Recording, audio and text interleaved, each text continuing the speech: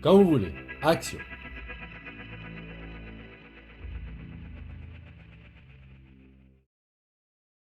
Eh bien, je vais faire un petit clap manuel. Oh, joli!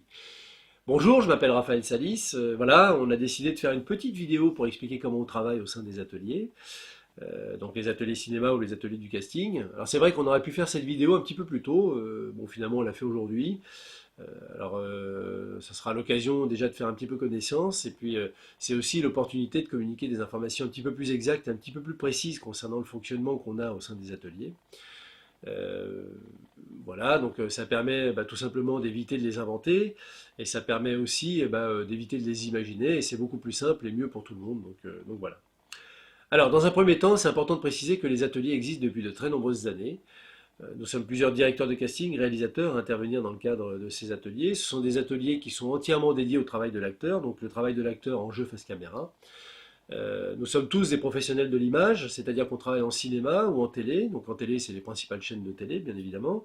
Canal+, France Télévisions, TF1, Arte, hein, pour les citer. Et certains parmi nous, eh bien, on a la double casquette, c'est-à-dire qu'on travaille aussi bien à l'image qu'à la scène. C'est un peu mon cas aussi, puisque outre les films qui sont en cours de production ou en cours de préparation, eh bien, j'ai aussi une actualité en théâtre. J'ai des spectacles qui sont programmés, qui sont joués, donc voilà. Alors, c'est vrai que le métier d'acteur, c'est un très beau métier.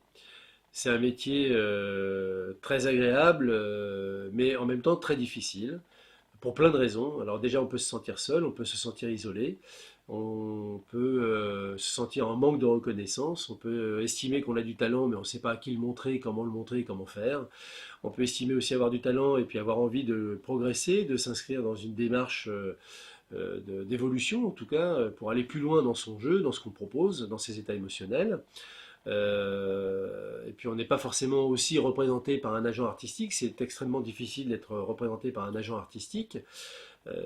Voilà, donc on a créé en tout cas les ateliers, entre autres pour toutes ces raisons, c'est-à-dire que on cherche à faire en sorte que d'une part, l'acteur ou l'actrice qui viennent et qui participent à nos ateliers se sentent en vraie confiance pour aller plus loin dans son jeu, dans ses propositions émotionnelles, à travers des personnages, à travers des situations données.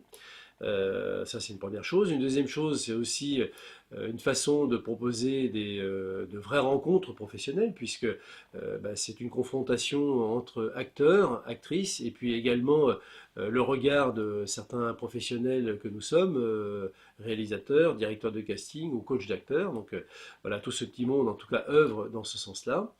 Et puis enfin, c'est aussi, c'est vrai, un métier difficile. Pourquoi? Parce que il y a beaucoup dans le milieu artistique, ça arrive, c'est fréquent, malheureusement. Alors c'est pas le seul milieu, bien sûr, mais dans le milieu artistique, il y a beaucoup de gens qui aiment bien savonner la petite planche des petits camarades, parce que on n'a surtout pas envie que les petits camarades réussissent à notre place. Donc voilà, c'est un petit peu dommage, mais bon, finalement, c'est un peu le but du jeu, c'est comme ça. En tout cas, au sein des ateliers, donc ateliers cinéma qu'on pratique ou au sein de l'atelier du casting, on met tout en œuvre pour que les acteurs se sentent en confiance, qu'ils travaillent plus loin, qu'ils aillent plus loin dans leur démarche, en tout cas, dans leur interprétation des personnages et dans leurs états émotionnels. Et puis, on fait en sorte qu'ils travaillent surtout en lâcher prise. C'est pour ça que dans le cadre des ateliers qu'on a créés, qu'on a mis en œuvre, à chaque fois il y a un training qui est mis en place, tout simplement pour préparer chaque personne à être dans une meilleure énergie, à être dans des états émotionnels un peu plus ouverts, à être dans une fluidité et dans une mobilité artistique, à faire en sorte que le jeu soit plus naturel et plus intense également, et plus authentique, et dans des états émotionnels beaucoup plus palpables. Voilà, parce que la caméra en fait va chercher très précisément sur le visage la moindre émotion et donc tout se voit. Voilà. Alors, pour ce faire, donc, on a deux types d'ateliers. On a des ateliers qui sont en mode casting, qui parlent et qui concernent uniquement la partie casting. Et on a d'autres types d'ateliers qui concernent plutôt la partie image, cinéma. Et là, ça concerne beaucoup plus ce qu'on appelle en fait les outils promotionnels. Donc, c'est-à-dire les vidéos, la bande démo, et puis également les photos, le shooting photo, puisqu'un acteur a besoin en tout cas de se présenter auprès des professionnels, et pour ce faire, il a besoin d'avoir des images vidéo, et puis également des photos, en tout cas des photos d'acteurs. Voilà, donc dans tous les cas de figure, il n'y a pas d'inscription automatique. Il y a en tout cas, préalablement à toute volonté de s'inscrire, il y a un entretien. Et là, je peux parler d'un entretien systématique, puisque ce sont des entretiens qui se déroulent sur une durée d'environ 1 heure 30 en moyenne, hein, c'est un peu ça. Ça permet déjà de découvrir des profils, de découvrir aussi des parcours artistiques, et puis ça permet de mieux cerner en tout cas les motivations de chaque acteur ou actrice qui veulent participer à nos ateliers.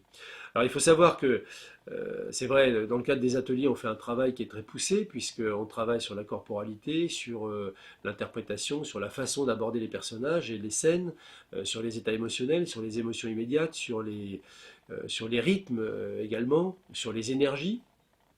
Sur les registres, puisque on travaille sur des registres variés, la comédie, le romantique également, le polar, le thriller en l'occurrence.